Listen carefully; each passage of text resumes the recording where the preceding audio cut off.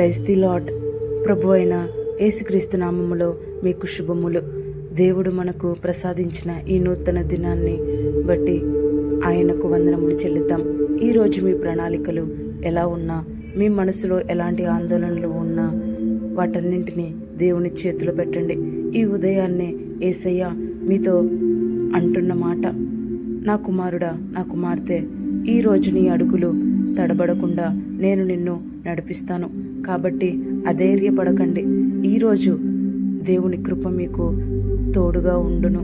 కీర్తన గ్రంథము 143వ అధ్యాయము 8వ వచనం, నీ యందు నేను నమ్మిక ఉంచి ఉన్నాను.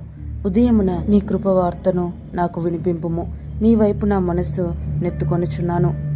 యెహోవా, నేను నడవవలసిన మార్గమును నాకు తెలియచేయము అని ఉదయకాలమున ప్రార్థించండి. మీ జీవితంలో కొత్త మేలు పొందుకోండి. ఆమెన్. హల్లెలూయా.